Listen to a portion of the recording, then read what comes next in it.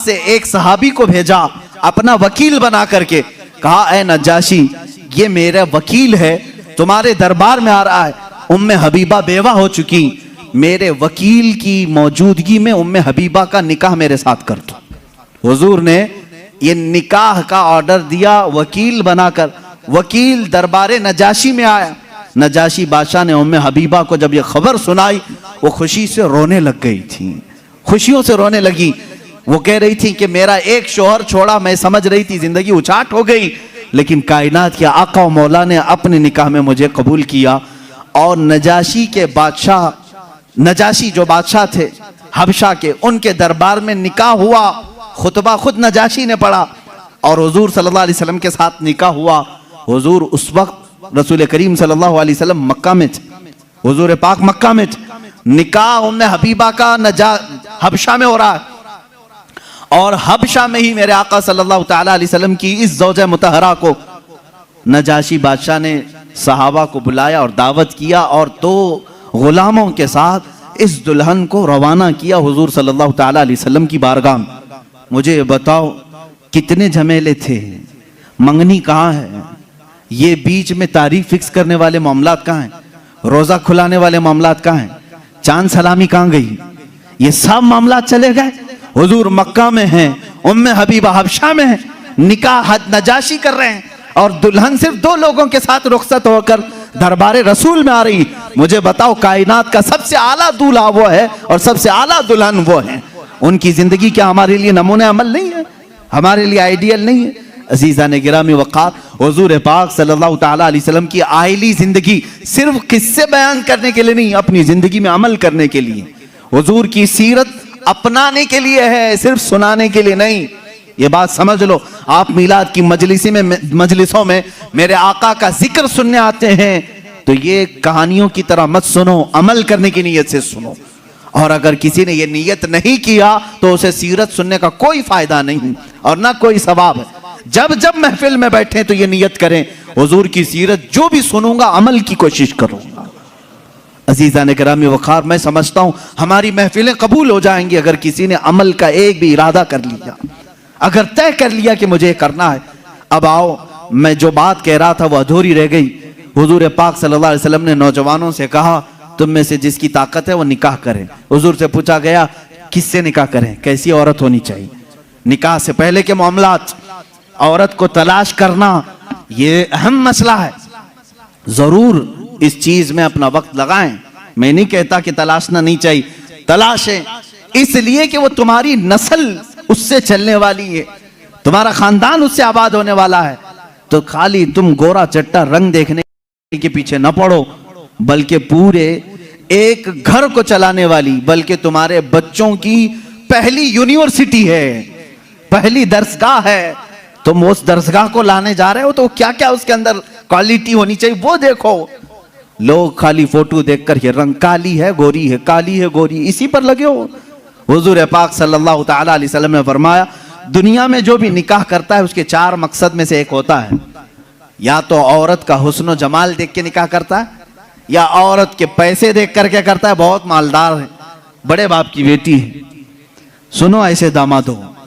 हुजूर सल्लल्लाहु अलैहि वसल्लम ने फरमाया या तीसरा मकसद ये होता है कि बड़े खानदान वाली है, यानी हसब और नसब आला है, हम तो शेख थे वो पठान है, या फिर और किसी बड़े खानदान की है। पहला खूबसूरती, दूसरा पैसा, तीसरा खानदान। हुजूर ने फरमाया चौथा एक मकसद है वो अच्छा है। हुजूर फरमाते हैं या तो फिर उसके अखलाक व किरदार देखकर निकाह करता है, ये 4 में से कोई एक। और रसूल करीम सल्लल्लाहु अलैहि वसल्लम ने हर एक का रिजल्ट भी बताया। जिसने सिर्फ हुस्न और जमाल देखा और कुछ भी नहीं देखा, खूबसूरती देखी, मेरे आका फरमाते अन करीब अल्लाह उसे फितने में मुब्तला करेगा। फितने में मुब्तला क्या, वो खुद अपनी बीवी पर शक करने लग जाएगा चंद दिनों के बाद। खूबसूरत है, पता नहीं कौन देख रहा है मेरी बीवी को, इधर से छुपाओ उधर से छुपाओ, और अगर वो कहीं निकल गई तो शक करने लग जाएगा किससे बात करके आई, किससे तेरा ताल्लुक है, पूरी जिंदगी जहन्नम बना के रखेगा, फितनों में मुब्तला हो जाएगा। मैं ये नहीं कह रहा कि खूबसूरत लड़की से शादी नहीं करना चाहिए, करो, लेकिन उसके साथ जो देखने का हुक्म है वो भी देखो। खूबसूरत औरतें, खूबसूरत लड़कियां तुम्हारे लिए नुकसानदेह नहीं, अच्छी हैं, लेकिन उसके साथ जो देखने का हुक्म है वो देखना जरूरी। मेरे आका सल्लल्लाहु अलैहि वसल्लम ने दूसरे नंबर पर फरमाया, जिसने सिर्फ माल देख करके निकाह किया, बहुत पैसे वाला घर है, निकाह करो इससे, क्योंकि निकाह के साथ गाड़ी घोड़ा सब आएगा। हुजूर पाक सल्लल्लाहु अलैहि वसल्लम फरमाते हैं, अनकरीब अल्लाह उसे फकीर बना देगा, उसे मोहताज बना देगा। ऐसे दामादों को देखा है हमने, हर एक से कर्जे लेते रहते हैं। हाँ, ससुर से तो मिला ही था लेकिन बरकत कुछ नहीं हुई, फिर इससे चार, इससे चार, उससे चार, कर्जे में ही डूबा है। और ये कर्ज की लानत उसकी खत्म नहीं होती। ढूंढ के देखो, ऐसे बहुत दामाद मिलेंगे, या तो फिर वो घर जमाई बनेंगे। तीसरा, जो बड़े खानदान को देखा, हुजूर पाक सल्लल्लाहु अलैहि वसल्लम फरमाते हैं, अल्लाह उसे रुस्वा कर देगा, वो जलील हो जाएगा लोगों में। हाँ, जिसने अखलाक को किरदार देखा, औरत के अच्छे अखलाक को किरदार, उसकी दीनदारी देखा, हुजूर फरमाते हैं अल्लाह उसे दुनिया में भी बरकत देगा, आखिरत में भी बरकत देगा। अब इसके साथ प्लस क्या है?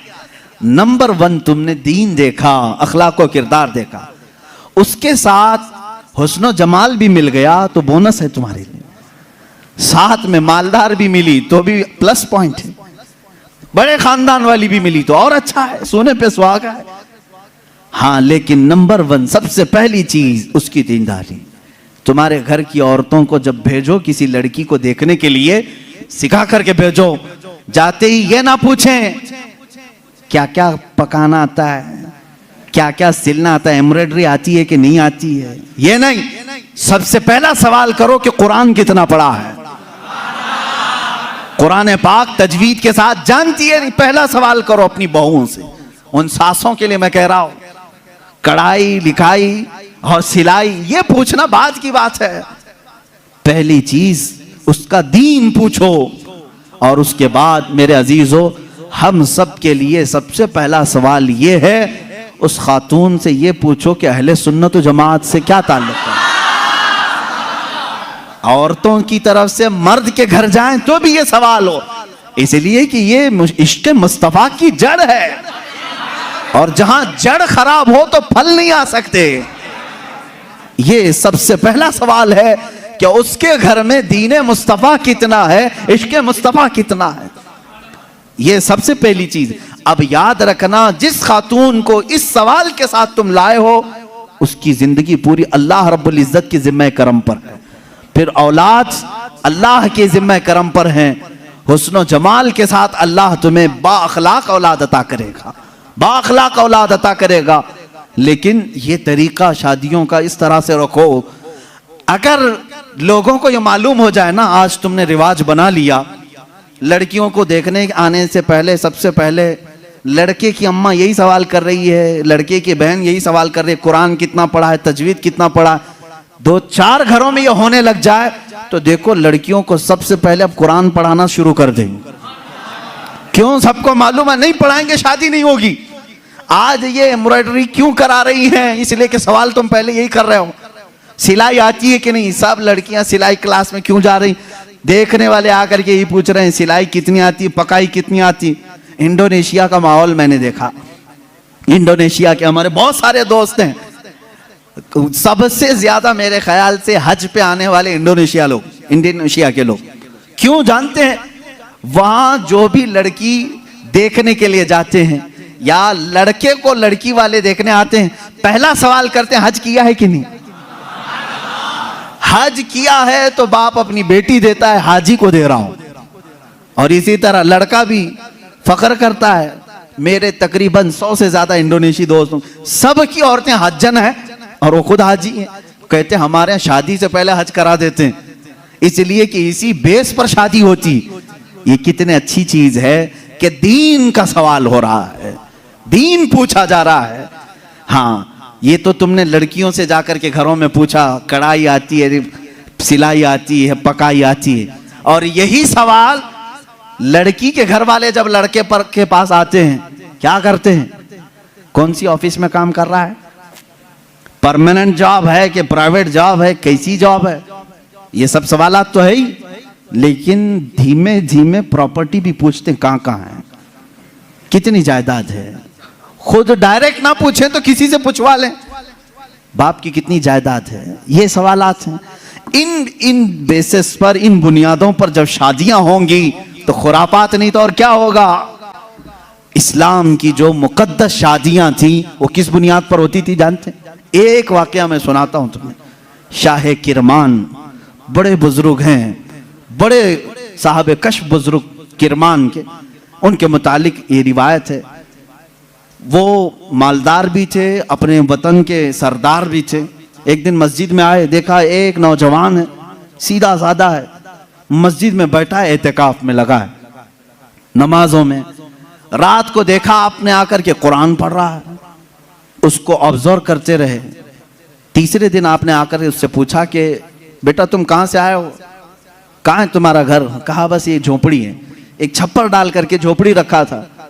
क्या मकसद है? कहा अल्लाह को राजी करना है, बस अल्लाह राजी हो जाए, मैं इसके लिए दिन रात मेहनत कर रहा हूं। शाह किरमान ने पूछा तेरे घर वाले शादी वगैरह? कहा नहीं, मुझे कौन शादी करके देगा, मैं फकीर आदमी हूं, मैंने सोचा भी नहीं। शाह किरमान की बड़ी हसीन और जमील बेटी थी, उनके निकाह के पैगामात शहजादों से आए थे, आपने दिया नहीं था बेटी को।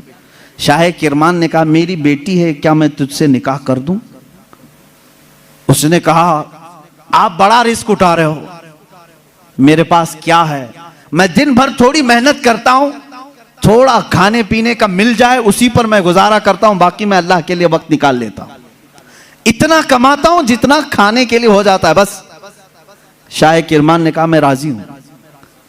उसने कहा फिर सोच लें, आप मेरा घर देख लें। कहा मैं तुझे देख लिया बस काफी, घर कहां है तेरा वो नहीं।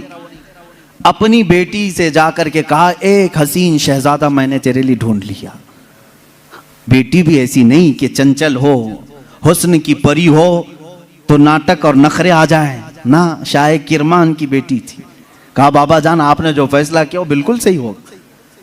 कहां घर है? कहा झोपड़ी में है एक, बस जो फड़ लगा करके दरख्तों के एक झोपड़ी बनाया हुआ है। ये शाह किरमान की बेटी, वक्त के फरमा रवा वहां के सरदार और हाकिम की बेटी तैयार है। आपने जरूर उस नौजवान में कोई तकवा देखा होगा। कहा मगरिब में आए, मस्जिद में निकाह हो गया, मस्जिद में निकाह हो गया और दूल्हे से कहा आजा अपने घर, हमारे घर खाना खा ले और अपनी दुल्हन को लेकर अपने घर चला। निहायत सादगी से शादी हुई। दूल्हे की तरफ से कोई नहीं, मस्जिद के जो नमाजी थे वही आए, दुल्हन के घर पहुंचे। शाह किरमान की बेटी के यहां दावत हुई। रात को दुल्हन को लेकर ये आए झोपड़ी में। झोपड़ी में सिर्फ एक बिस्तरा लगा था, पर्दे का दरवाजा था, पर्दा गिराया और एक सुराही पानी की रखी हुई है, जिसमें मटका जिसको कहें आप, उस पर एक आधी रोटी रखी हुई है सूखी। खातून आई, सबसे पहले पूरी झोपड़ी को देखती रही और उसके बाद पूछी ये रोटी किस चीज की है?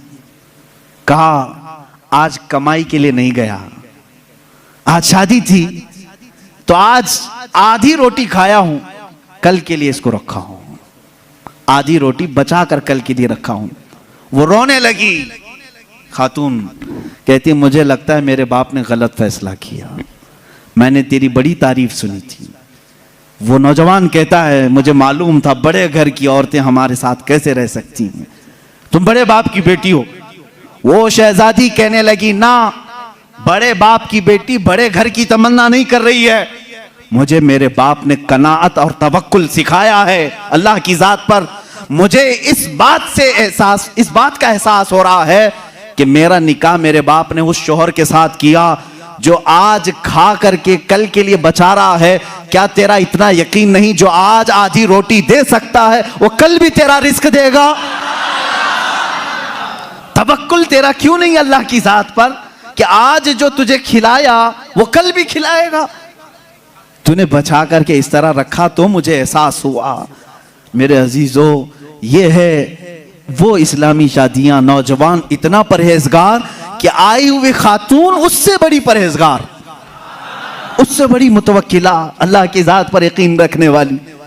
यहां सारी चीजें मैंने इसलिए सुनाए नौजवानों, जिंदगी सिर्फ हंसी खुशी खेल कूद पिकनिक सैर सपाटे के नाम नहीं, एक दूसरे की जिंदगियों में उतर जाने का नाम है। एक बहुत ही एतमाद के रिश्ते का नाम है। दोनों के दरमियान इतना एतमाद हो, इतना भरोसा हो।